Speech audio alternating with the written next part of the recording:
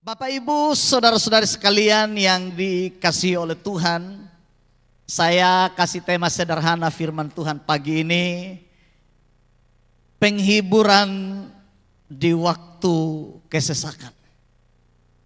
Sekali lagi tema firman Tuhan pagi hari ini adalah penghiburan di waktu kesesakan. Bapak Ibu sekalian, firman yang saya dan saudara baca hari ini adalah sebuah kebenaran yang luar biasa yang disampaikan oleh Daud ketika Daud sedang dalam pergumulan, ketika Daud sedang dalam kesusahan. Keadaan Daud pada waktu menaikkan Mazmur ini, Bapak Ibu saudara sekalian, dia sedang berada dalam sebuah kesusahan atau kesesakan besar. Istilah kesesakan di sini menunjukkan kepada sebuah keadaan di mana Daud tidak punya jalan keluar. Kalau orang Kupang bilang atau orang Sumba bilang dalam keadaan kepepet, kira-kira begitu. Daud benar-benar kepepet dalam kesesakan. Daud sementara dikejar oleh Raja Saul. Dan dia berlari untuk menyembunyikan diri di daerah musuh, yaitu di daerah orang Filistin, di Gat. Jadi ibaratnya Daud begini, lepas dari mulut apa Bapak? Mulut singa masuk ke mulut buaya, kira-kira begitu. Artinya bahwa tidak ada kesempatan bagi Daud untuk menghindar. Karena dari belakang ia sementara dikejar oleh Raja Saul dan pasukannya. Sedangkan di depan ini ia berhadapan dengan musuh Israel, dengan Filistin. Dengan Akis Raja Gat itu, yang beberapa waktu yang lalu panglimanya dikalahkan oleh Daud yang bernama Goliat. Bapak Ibu bayangkan bagaimana Daud berada dalam kesesakan dan keadaan yang sangat memprihatinkan. Kalau Bapak Ibu baca dalam 1 Samuel pasal 21 dan seterusnya di situ, Bapak Ibu akan mengerti bagaimana pergumulan Daud menghadapi keadaan ini. Itu sebabnya ketika ia sampai di Gat kepada Raja Akis, apa yang dilakukan oleh Daud? Daud sampai berpura-pura gila. Bapak Ibu baca. Kalau baca di 1 Samuel 21. Daud berpura-pura gila. Dia sengaja garuk-garuk tembok. Saking kepepetnya Daud dengan persoalan yang sedang dihadapinya. Orang-orang Gad mengenal Daud dan berkata begini, bukankah ini Daud pahlawan Israel? Di mana orang bernyanyi, Saul mengalahkan beribu-ribu tetapi Daud mengalahkan berlaksa-laksa. Dan ketika Daud mendengarkan perkataan itu, dikatakan maka takutlah Daud. Karena orang-orang Gad mengenal dia sebagai pahlawan Israel yang gagah perkasa, yang mengalahkan Goliat, yang pada waktu itu pedang Goliat ada di pinggang Daud. Tapi ketika mendengarkan perkataan itu, dikatakan oleh firman Tuhan, maka takutlah Daud. Itu sebabnya ia berpura-pura gila. Ia berpura-pura lupa ingatan. Saking kepepetnya. Bapak Ibu saudara sekalian, saya baca kisah ini, saya bilang kalau saya yang menghadapi ini mungkin saya tidak kuat. Tapi bagaimana Daud berusaha. Bayangkan Bapak Ibu, sengaja berpura-pura gila di hadapan orang yang mengenal Daud sebagai pahlawan. Kemudian orang Gad menangkap Daud dan pasukannya kemudian bawa kepada Akis Raja Gat itu. Dan berkata, inilah Daud pahlawan Israel. Inilah Daud pahlawan Israel. Yang kita cari-cari itu, ini dia. Tapi ketika Akis melihat Daud berpura-pura gila, garuk-garuk tembok, Akis bilang begini, kekurangan orang gilakah aku di sini, maka kamu membawa orang ini ke sini. Apa aku kekurangan orang gila? Apa aku kekurangan orang yang lupa ingatan, maka kamu bawa orang ini ke sini? Luar biasa pergumulan ini. Tapi saya mau ingatkan, jangan tiru Daud soal berpura-pura ini, Bapak Ibu sekalian. Amin. Amin. Jangan coba berpura-pura. Jangan tiru soal ini. Kalau yang lain yang harus saya dan saudara tiru, saya akan kasih tahu dari peristiwa ini. Tapi masalah berpura-pura ini menghadapi masalah seperti masalah Daud, jangan. Ya. Apalagi mungkin ketika kita berpura-pura. Kalau berpura-pura di depan Kanatan susah. Ya. Di bagian koperasi susah. Biar lu berpura-pura dia tahu. Ini orang berpura-pura atau tidak. Tidak bisa. Kanatan tidak bisa. Kita tidak bisa berpura-pura. Iya. Tidak bisa berpura-pura. Jadi di sini kita tidak bisa meniru Daud. Sebab pengalaman Daud ini adalah pengalaman yang luar biasa ini. Hei. Om, ingat sudah yang ini. Saya tidak kenal kamu, sengaja berpura-pura. Ini orang ini. Daud menghadapi tekanan kejiwaan yang luar biasa. Tapi bukan dia gila, bukan. Dia berpura-pura. Dia tidak ada jalan keluar lagi dalam menghadapi ini.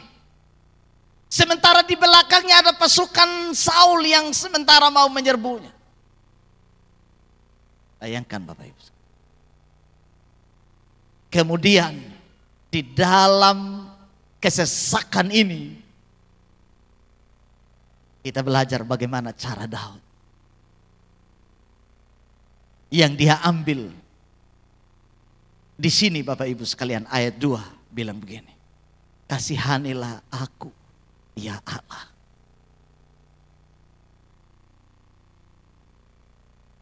Ini cara Daud yang perlu saya dan saudara tiru. Ketika ia menghadapi kesesakan dalam hidupnya, dia menaikkan doanya kepada Tuhan dan dia berkata, kasihani aku ya Tuhan.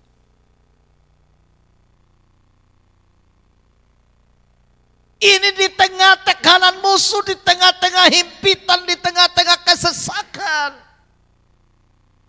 Dia tidak tahu lagi bagaimana caranya menghindar.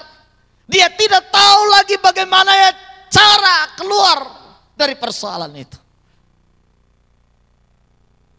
Tetapi Daud memandang ke atas dan berkata, kasihani aku Tuhan. Karena untuk berharap kepada manusia tidak ada belas kasihan. Akis dan pasukannya menangkap Daud, Saul dan pasukannya mengejar ia dari belakang. Tidak ada belas kasihan bagi Daud. Itu sebabnya dalam kesesakan itu dia hanya mengenal satu sosok yang memiliki belas kasihan, yaitu Tuhan. Sehingga dia berkata, kasihani aku Tuhan. Bapak Ibu Saudara sekalian, berharap dengan belas kasihan manusia, mungkin saya dan saudara akan kecewa. Sebab tidak semua orang yang ada dekat dengan saya dan saudara memiliki belas kasihan yang sama. Tapi ketika kita berhadapan dengan Tuhan, Dia sosok yang penuh dengan belas kasihan. Dia pribadi yang penuh dengan kasih yang luar biasa. Itu sebabnya Daud berkata di dalam doanya kepada Tuhan, kasihani aku ya Allah. Jadi kunci pertama untuk saya dan saudara mengalami penghiburan di masa kesesakan, datang kepada Tuhan dan kita berdoa, meminta pertolongan dari Tuhan, meminta belas kasihan dari Tuhan. Daud ini orang benar. Daud ini orang benar, orang yang hidup takut Tuhan. Mungkin saya dan saudara bertanya, kenapa dia harus ada dalam persoalan dan pergumulan? Ini pelajaran penting bagi saya dan saudara, bahwa menjadi orang percaya, menjadi orang Kristen bukan berarti kita bebas dari masalah. Menjadi orang percaya bukan berarti kita bebas dari pergumulan. Ketika saya dan saudara mengikut Tuhan, pergumulan itu tetap ada. Tetapi di dalam pengiringan kita kepada Tuhan, ada kekuatan tersendiri yang Tuhan beri untuk saya dan saudara bisa melewati pergumulan dan persoalan yang kita hadapi. Itu bedanya. Mengapa saya dan saudara harus berdoa? Mengapa kita harus beribadah? Mengapa kita harus hidup dekat dengan Tuhan? Karena ada kekuatan tersendiri bagi orang-orang yang dekat dengan Tuhan. Bapak Ibu sekalian yang dikasihi oleh Tuhan, Daud berkata, kasihani aku Tuhan. Sebab orang-orang menginjak-injak aku, sepanjang hari orang memerangi dan mengimpit aku. Mereka mengacaukan perkaraku, mereka senantiasa bermaksud jahat, mereka mau menyerbu, mereka mengintip, mengamat-amati langkahku. Seperti orang-orang yang ingin mencabut nyawaku, kata Daud. Oleh karena itu kasihani aku Tuhan. Sebab di sekelilingku aku tidak menemukan belas kasihan. Aku tidak bertemu dengan kasih. Aku tidak bertemu dengan kebaikan. Yang aku temukan adalah kejahatan. Yang aku temukan adalah dosa. Yang aku temukan adalah persoalan-persoalan di luar kemampuanku. Itu sebabnya Daud meminta kepada Tuhan sosok yang luar biasa itu untuk mengasihani dirinya. Ini poin pertama. Kemudian Bapak Ibu Saudara sekalian, poin yang kedua, bagaimana saya dan saudara mendapatkan penghiburan di masa kesesakan. Ayat yang keempat dan kelima begini bunyinya. Waktu aku takut, aku ini percaya kepadamu. Kepada Allah yang firman-Nya kupuji. Kepada Allah aku percaya, aku tidak takut. Apa yang dapat dilakukan manusia terhadap aku. Daud mengakui bahwa dia takut. Ini wajar, karena Daud masih manusia.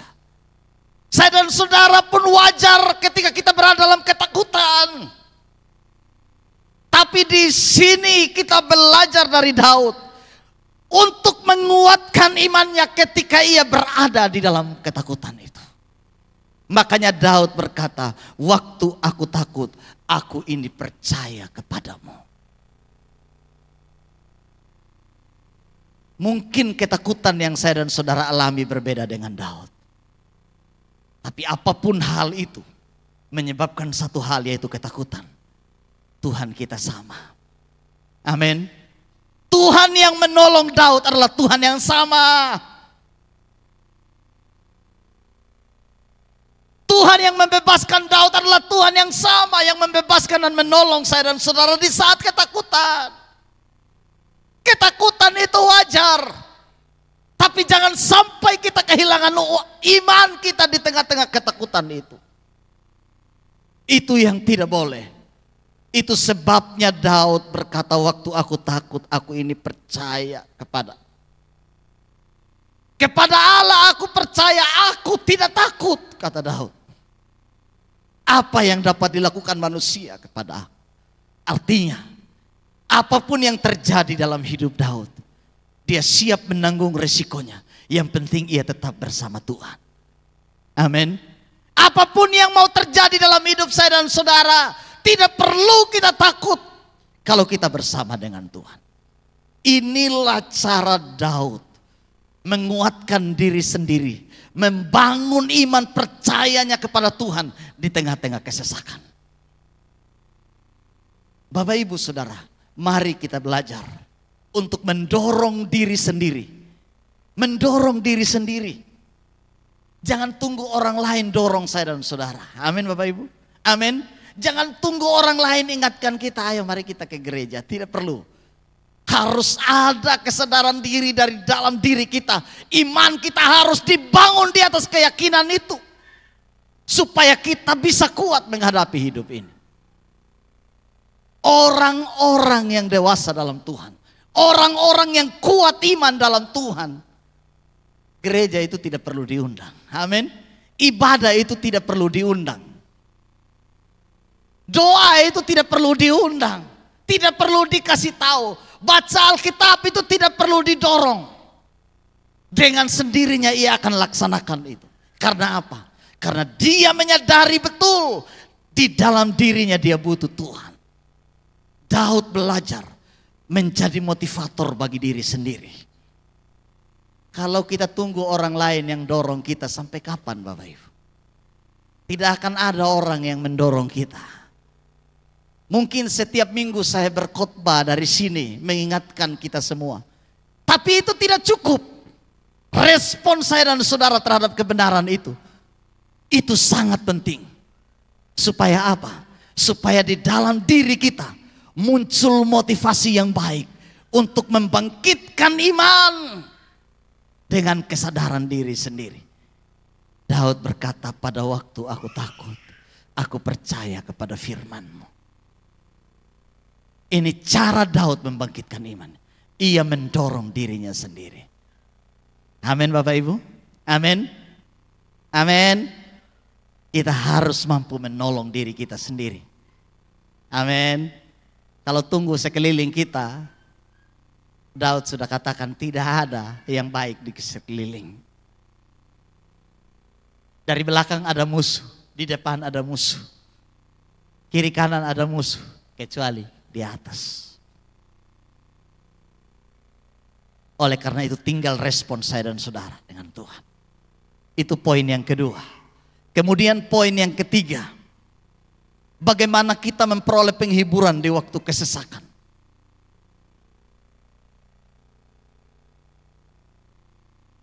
Dalam ayat yang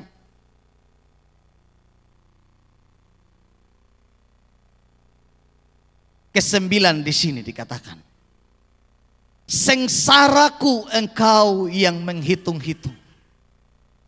Air mataku kau taruh dalam kirbat. Bukankah semuanya telah kau daftarkan? Maka musuhku akan mundur pada waktu aku berseru.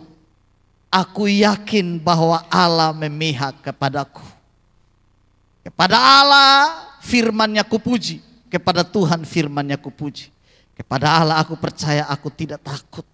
Nasarku kepadamu ya Allah akan kulaksanakan. Dan korban syukur akan kubayar kepadamu. Poin yang ketiga.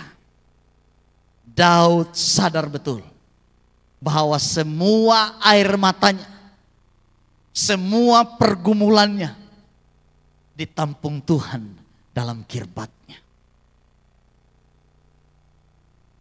Ditampung Tuhan. Istilah air mata ditampung dalam kirbat, ini sebenarnya bahasa metafora. Bahasa metafora yang menggambarkan kalau kirbat itu sebuah kantong kulit. Kantong yang dibuat dari kulit. Itu bisa diisi air, itu bisa diisi anggur, itu bisa diisi susu sebagai bekal. Kemudian digantung sebagai bekal dalam perjalanan. Itu istilah kirbat. Dalam bahasa Ibrani itu disebut kemet, dalam bahasa Yunani itu disebut askos. Itu kirbat. Kemudian kita terjemahkan dalam bahasa Indonesia kirbat, yang dipengaruhi dari kosakata bahasa Arab. Sebuah kantong kulit yang digantung. Itu berisi air minum, susu atau anggur. Dan kalau Daud menggambarkan air mata Daud ditampung Tuhan dalam kirbat Tuhan, ibaratnya Tuhan sedang memiliki kirbat. Dan air mata Daud ditampung di sini, artinya begini, bahwa semua persoalan Daud, semua pergumulan Daud yang dialami Daud ditampung Tuhan di kirbatnya, dan itu akan selalu diingat. Itu akan selalu diingat. Artinya begini, bahwa semua air mata Daud, semua pergumulan Daud, Tuhan tidak pernah lupa. Amin Bapak Ibu, amin. Jadi istilah air mata ditampung di kirbat menunjukkan bahwa Tuhan ingat semua air matamu. Tuhan ingat semua persoalanmu. Tuhan terlibat semua dalam masalahmu. Jadi ketika bahasa metafora ini, kebenaran ini muncul bagi saya dan saudara, Tuhan menampung air mata kita dalam kirbatnya.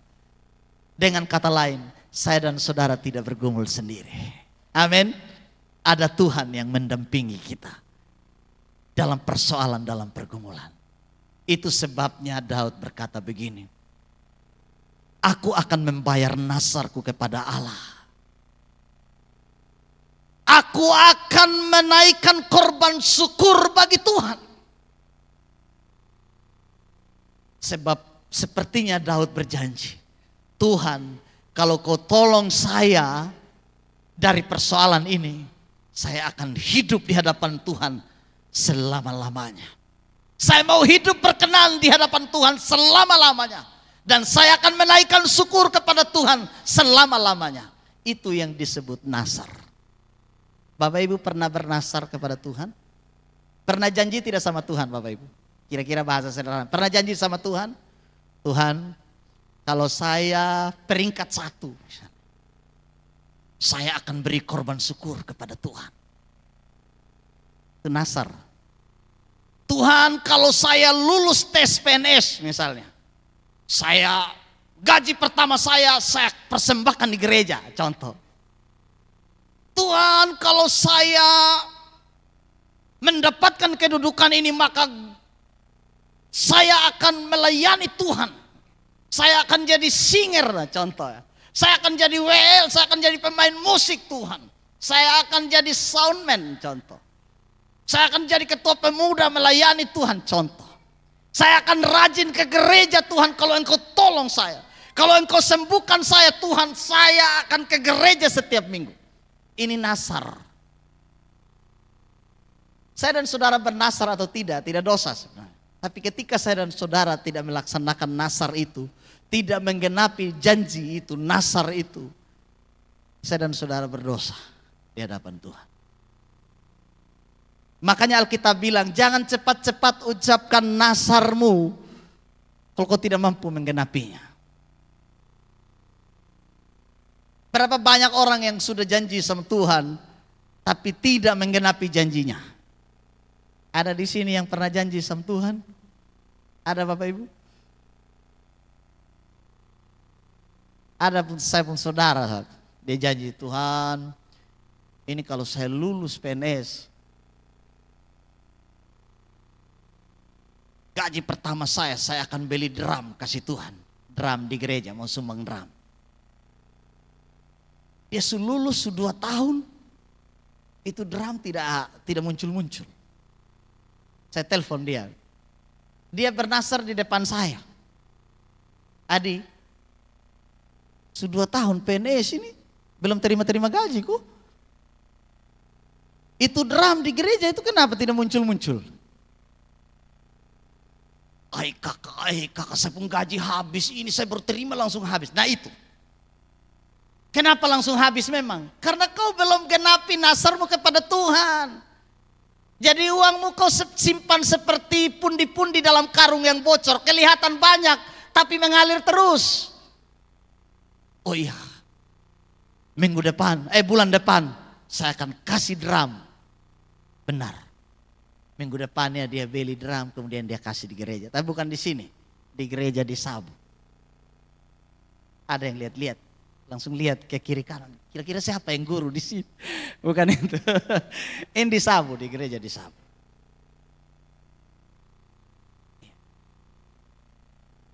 Ada juga teman saya, sampai hari ini dia janji-janji belum. Saya hanya lihat-lihat, janji di depan saya. Tuhan kalau saya lolos ini, saya akan kasih lengkap alat musik di gereja. Dia janji. Sekarang sudah jadi orang, sudah menikah, sudah 2 anak. Janji dari waktu saya masih belum tergenapi. Saya pergi di itu gereja, saya masih lihat keyboard tunggal. Padahal dia yang janji, gitar listrik, gitar bass, kemudian drum saya akan kasih di gereja kalau saya lolos. Lolos dia. Lolos. Tapi sampai hari ini tidak ada. Itu nasar Bapak Ibu sekalian. Tapi saya percaya di sini, kalaupun berjanji sama Tuhan, pasti akan digenapi. Amin. Amin.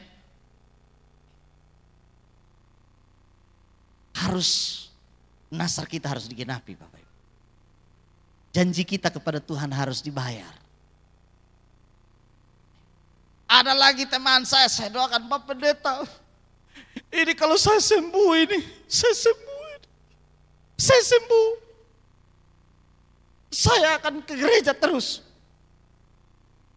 Pak Pendeta tolong doakan saya. Saya sembuh dari sakit ini, saya bangun usaha, saya diberkati Tuhan, saya tidak lupa Tuhan, tidak lupa gereja. Saya doa sembuh. Tunggu. Tidak muncul. Saya sih tidak masalah Bapak Ibu. Saya hanya takut dengan Bapak tua di atas. Jangan sampai ini anak subah janji dengan saya, tapi dia sudah genapi. Tunggu lu pembagian. Tunggu. Tunggu lu pembagian. Daud Bapak Ibu, dia janji waktu itu di hadapan Tuhan. Pada waktu dia dalam kesesakan, Tuhan kalau kau lepaskan saya dari Raja Akis, Raja Filistin ini, kalau kau lepaskan saya dari Saul, saya akan hidup berkenan di hadapan.